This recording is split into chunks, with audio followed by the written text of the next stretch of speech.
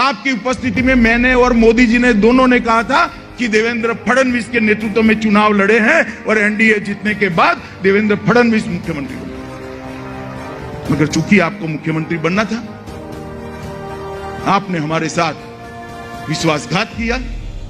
मैं खुद उस वक्त शिवसेना के साथ जो संवाद हुआ मैंने खुद ने किया है, और मैं फिर से आज कहना चाहता हूं कि उस वक्त तय हुआ था कि देवेंद्र फडणवीस के नेतृत्व में चुनाव लड़ा जाएगा और मुख्यमंत्री भारतीय जनता पार्टी।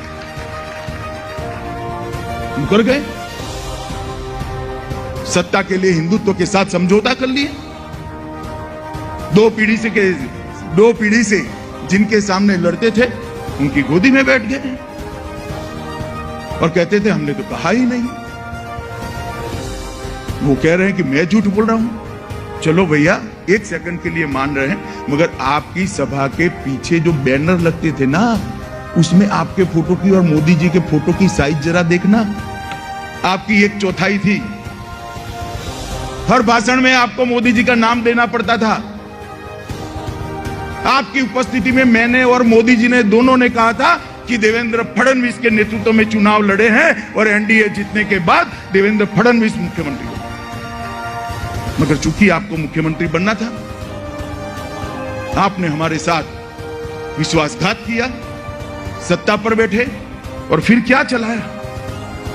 मैं कुछ समय पहले आया था, तब मैंने कहा था कि महाराष्ट्र की अघाड़ी सरकार इस प्रकार की सरकार है जो 3 पहिए वाली ऑटो रिक्शा है, जिसके तीनों पहिए अलग अलग दिशा में जा रहे हैं। मगर मेरी थोड़ी गलती हुई, मैंने बहुत ऑप्टिमिस्टिकली ये सरकार के लिए सोच लिया।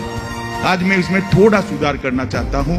महाराष्ट्र की अघाड़ी सरकार 3 पहिए वाली ऑटो रिक्शा है, जिसके तीनों पहिए अलग अलग दिशा में है और तीनों पहिए पंक्चर है, जो चलती ही नहीं, सिर्फ धुआं बाहर निकालती और प्रदूषण बढ़ाती है। महाराष्ट्र की जनता के पास जाना पड़ेगा, घर घर में जाना पड़ेगा।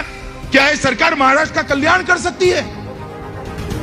जो महाराष्ट्र आजादी के बाद कई सालों तक हर क्षेत्र के अंदर टॉप मोस्ट रहा, देश का नेतृत्व किया, चाहे कोऑपरेटिव आंदोलन हो, चाहे औद्योगिक निवेश की बात हो, चाहे उत्पादन की बात हो, चाहे एक्सपोर्ट की बात हो, चाहे डायरेक्ट टैक्स कलेक्शन की बात हो, चाहे कृषि उत्पादन की बात हो, चाहे दुग्ध उत्पादन की बात हो, महाराष्ट्र ने सालों तक देश का नेतृत्व किया।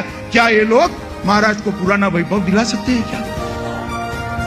हमने मुकर कर कोई लाग लपेट के बगैर ये बात लेकर महाराष्ट्र के मतदाताओं के पास, पुणे के मतदाताओं के पास जाना पड़ेगा।